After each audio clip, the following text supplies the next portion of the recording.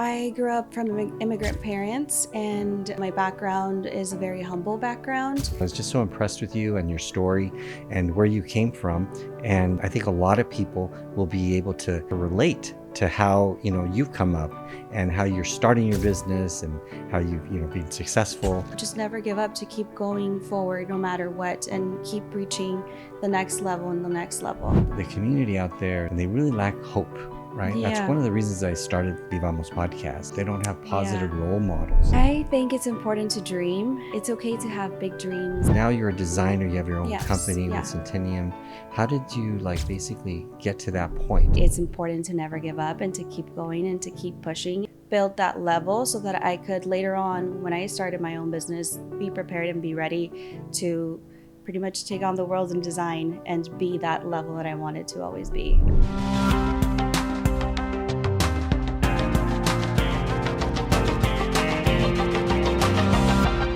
Welcome to Vivamos. Today's guest is someone truly special. She's an interior designer, entrepreneur, and the founder of Sentinium Design, whose work includes iconic spaces like Soho House and other notable locations. We're grateful she redesigned Castelblanco Law Group and proud to call her a friend and an inspiration. As a first-generation Latina, daughter of immigrant parents whose hard work taught her to dream big and whose success did not come easy, her story is exactly what Vivamos is about. Please welcome Yazmin Gutierrez. Well, welcome, Yazmin. Welcome to the VIVAMOS podcast, and I'm really excited to have you here in a room that basically you created. So it really feels amazing.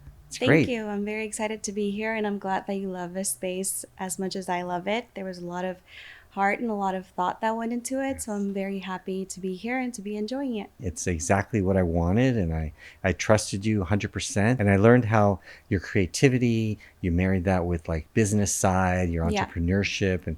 And that's why I asked you on the podcast, because I was just so impressed with you and your story and where you came from. And I think a lot of people will be able to relate to how you've come up and how you're starting your business and how you've been successful. And so we want to talk a little bit about that. So I know you grew up really close to here in the San Fernando Valley. Yes. And tell us a little bit about that. Yeah, so I grew up from immigrant parents, and my background is a very humble background. My dad worked in towing, and my mom was a stay-at-home mom. Means were very small. We didn't really have a lot, but my dad always made the best out of every opportunity. And, he started a business very young. He came out here when he was 19. So he was very young when he started his business, but very ambitious. And I think that, hard work and effort that, he put in everything that he did kind of instilled in me, and I carry that along with me. And you actually went out with him, right? Yes. Towing on the jobs and stuff, and you saw firsthand how hard he really worked. Tell us about that.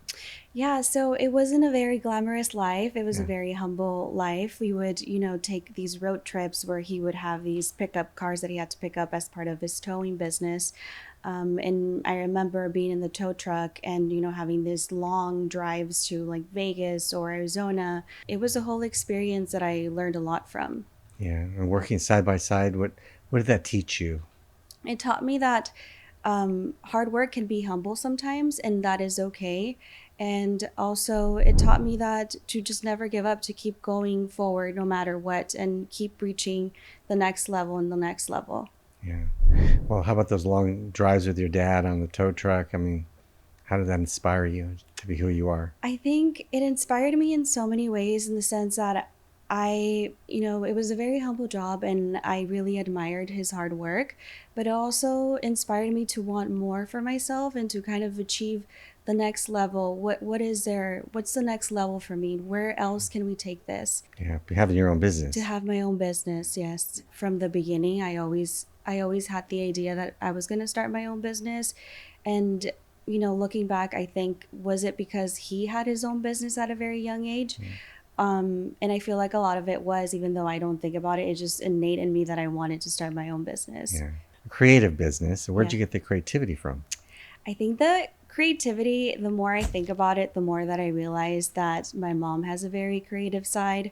And that's probably where, I merged both crafts, where my dad has the entrepreneurial side and my mom has a creative side. And I just fell in love with creating things when I was little. So when I was little, I was into a lot of arts and crafts, and I was always creating things out of nothing because I remember not having a lot. I wanted to create places that lived on, through history, that created a change environment for many people. So it kind of expanded from there. Now you're a designer, you have your own Yes, company with yeah. Sentinium.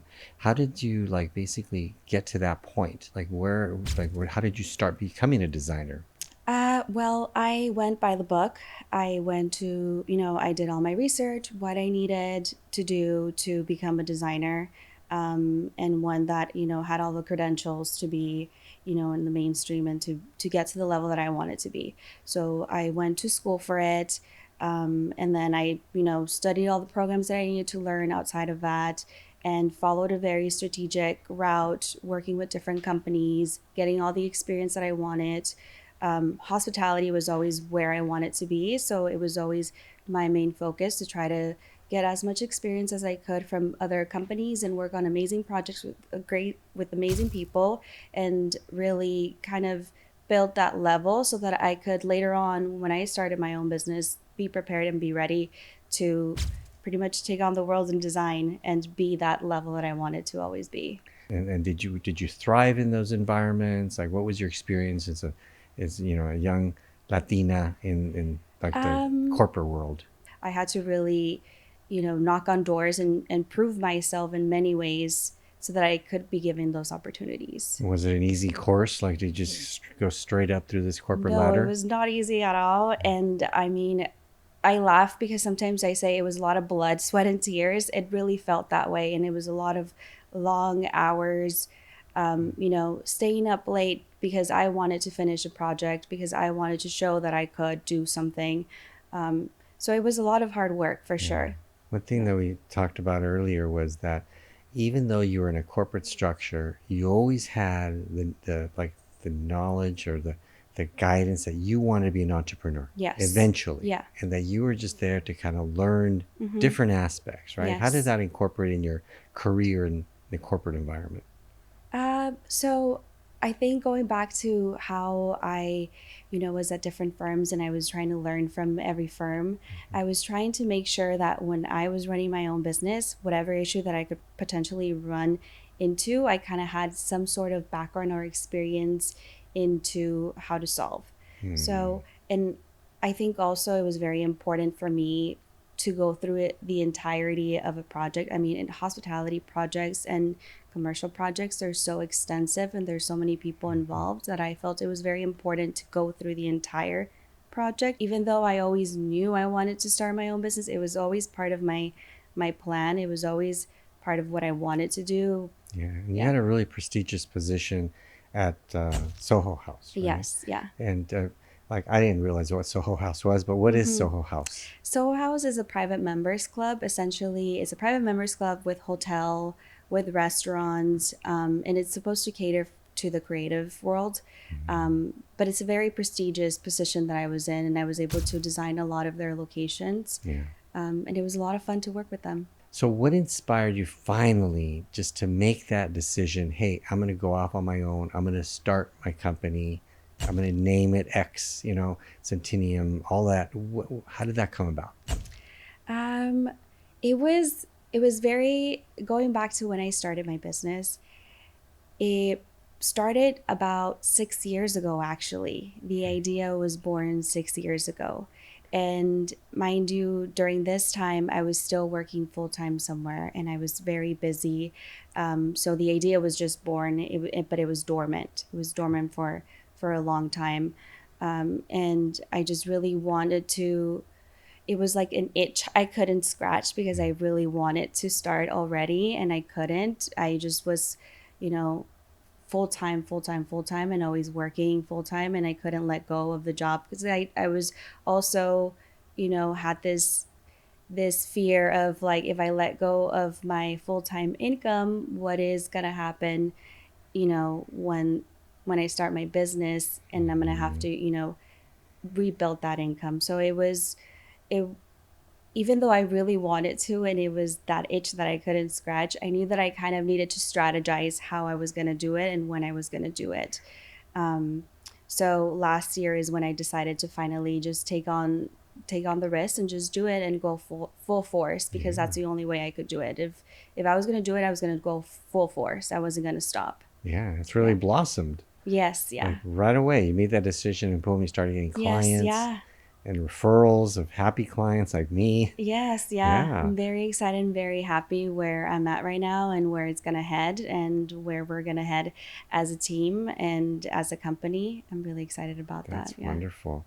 Um, One thing I do want the audience to know, it's not that you've just been a career, person Mm-hmm. designing, but that also you're an investor, Yes. right? You have Mm-hmm. real estate investments, Mm-hmm. and even at just a young age, you knew the importance of that. Yes, So yeah. tell us a little bit about that.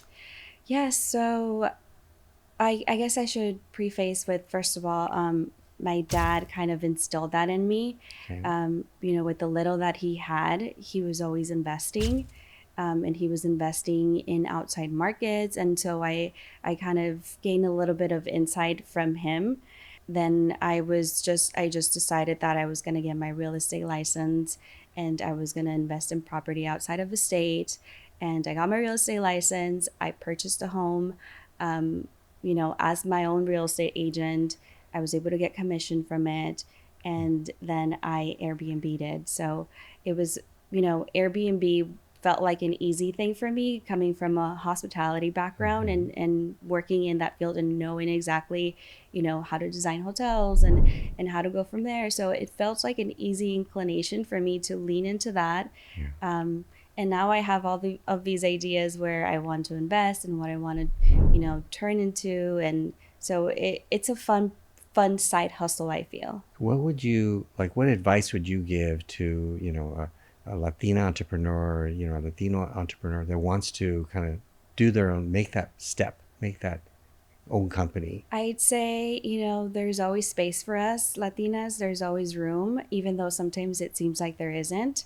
Um, I think it's important to never give up and to keep going and to keep pushing. And a lot of doors will close and you will hear a lot of no's. And even though you think you have the entire recipe and the whole package and all the skills and all the talent, and it feels a little draining because you feel like you have it all, but things aren't falling into place.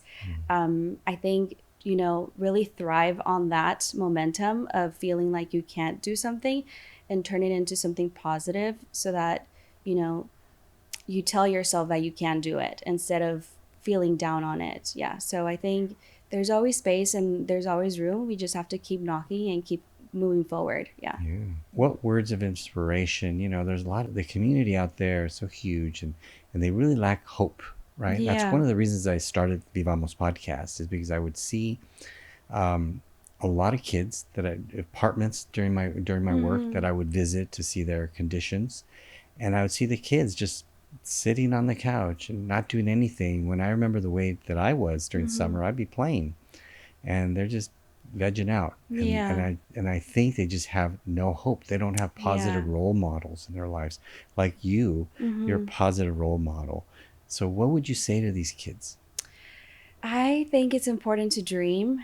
Sometimes we forget to dream, and it's okay to have big dreams and to look beyond what you currently don't have, right? Mm. It's okay to, set very, very high standards for yourself that you feel are unattainable. I think part of the dreaming process is also, being able to think about it and make it happen. So I think just making sure that you're always dreaming and you're always setting these goals, and um, don't stop at what you can't currently do. There's Yeah. more that can be achieved. So what's the next step for you? Lots of growth for Sentinium Design. Eventually, I do want to start Sentinium Shop, and we'll continue to grow teams from there. And eventually, I also want to be international. So hopefully, we'll start an international office soon. Yeah. I know you're going to do it. Thank you. Yes. Well, Yeah. thank you so much. Thank you so much. For being Yeah. here on the podcast. I'm very Vivamos. excited. Thank you so much. I Thank appreciate you. it. Yeah.